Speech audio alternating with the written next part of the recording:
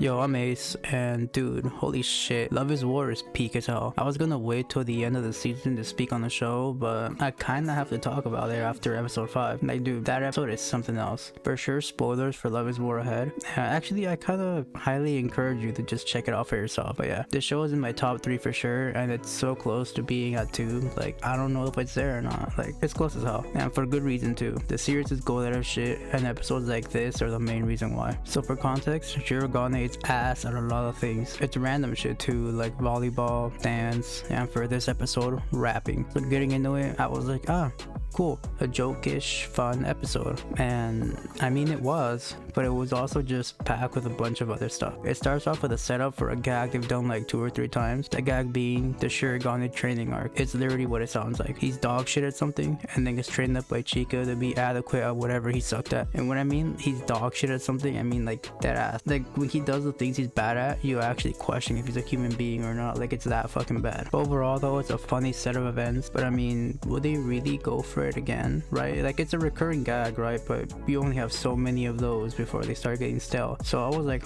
wonder what they'll do with this. And I mean, they do it, and that actually works out super well. What they did here was they deviated from their usual format. So instead of Chika training Shirogane actually ended up training Chika in rapping. So essentially, Shirogane, a dude who is terrible at rapping, is teaching someone to rap, so they can in turn teach him to rap. They go through this whole thing, and I mean, he eventually just becomes adequate at rapping because Chika learned to rap and then taught him. Like she endured hell to fucking teach him again. It was a pretty funny occurrence, and it led up to Shirogane sharing that Hayasaka is the one that he wants to rap for. This is actually a callback to a couple episodes ago when he essentially just took a shit in her eardrums with his horrid rapping ability. I'm not even exaggerating. It's funny as shit. Like dude, like I said it before, but he's just actually compared to a dying slug or some shit when he raps. Like he's just not a human being when he's bad or something. But yeah, he wants to rap for her again, but his main reason for doing so isn't to show her that he's improved, but instead to get her to come out of her facade that she puts up and kind of just speak her mind. He wants her to just be herself for once. In the episodes leading up to this one, we see Kaguya give orders to Hayasaka, and we kind of just see more and more of the things she does as her assistant. And I mean, they're pretty tilting, bro. I like Kaguya, but damn dude, working for her has gotta taste her patience for sure, especially since she's been her employee since she was basically a kid. Throughout the show's 3 seasons, we're kind of given hints at her unhappiness. For example, like the bathtub thing they had where Hayasaka was trying to relax and literally just wasn't allowed to, or just how she starts pursuing Shirogane just to scare Kaguya a little and get back at her. And I mean, overall, we can kind of just discern that perhaps not having a life and being essentially born into maid service is kind of lame. And it turns out she thinks it's lame as hell too, and finally speaks her mind. She says what she's always wanted to,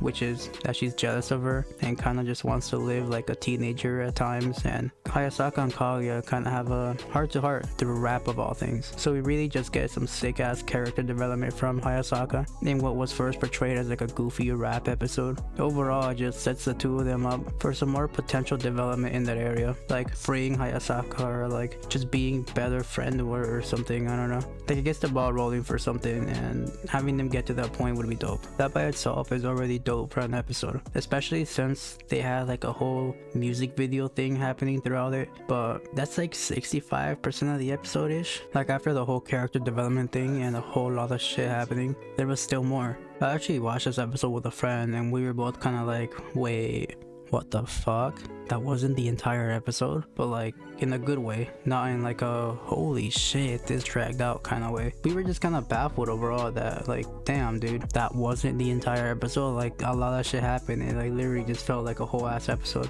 I guess that's a credit to the pacing, but like damn dude, that like it was peak. The episode does continue though, and the rest of it is kind of just a continuation of this plot point they set up earlier with a girl who kind of just came to the student council for help. It's a side point to this other plot point.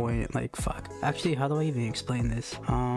Okay, so this guy came to the student council room to ask for help pursuing a girl, and Shirogane and Ishigami give him like shit advice, like, oh, do like a wall slam, and that shit advice actually works, and he lands a girlfriend. A little bit later, that girlfriend goes to the student council and seeks advice to help better their relationship, since I mean she kind of just said yes at like a spur of the moment thing. Then they periodically just show up for random advice or whatever, and they're just like a a background couple that is like, oh hey, look, it's them again, wow, cool. Well, that girl's friend later comes in to the student council because she's jealous that her friend is dating the guy that she liked, and she's basically kind of just seeking consolation and advice. Shirogane and Ishigami feel bad about it and decide to just like hear her out, I guess. They also kind of just feel guilty since they're the reason that couple exists in the first place, which leads us to right now. We see her collapsed in the room and they kind of just console her, like I said, and just funny shit happens while they're there. She's pretty funny too, like she's a whole tsundere, like blatant tsundere, and it's just dope. Like she'll go from being all sweet and nice to calling Ishigami an ignoramus, which I thought was pretty funny since I haven't heard that word in so fucking long. Looking back at it now, I guess it was a good conclusion to the episode after the prior roller coaster, just like a mellowed out Love is War experience. The end credits were dope as well. A song was played, which I'm assuming was performed by the voice actors. If not, I'm a mongrel for assuming, but it is what it is. I thought the art style was a little goofy though, like my boy Shirogane and my girl Kaguya looked a little off, but the song was cool, and I mean overall it was dope that, you know, that was even a thing that was made or produced. I'm not gonna go hella in depth into the episode and try and cover like every detail, like oh my god, if you go frame by frame at minute 346 you can see that Shirogane is a little bit worried. Like bro, what? No disrespect for people that do that, but I mean I'm simply just not that guy. But yeah, like I said in the beginning, this episode was just dope as shit and it embodied everything I love about the series. I'm gonna do a video on this season once it's over, but for sure I'll have to do a video on the series in its entirety since it's just super dope overall and hella modern. Like dude, Ishigami plays Apex and watches VTubers and they kind of just feel like real high schoolers. It doesn't come off as like some 50-year-old trying to be relatable or something. It does like the whole slice of life romance aspects really well too. And I mean fuck, it's just peak overall, dude. Like fuck, I don't know how I'm gonna fucking tackle this series because it's so good and just like holy shit, where do I even start, you know? That's kind of besides the point though. Aside from that, that's pretty much all I had to say. It's probably gonna be a shorter video, but I kind of just wanted to talk about the episode. Per usual, subscribe, comment, like, and just share the video and channel in general. I'm trying to grow, so that'd be lit. And yeah, that's about it. Later.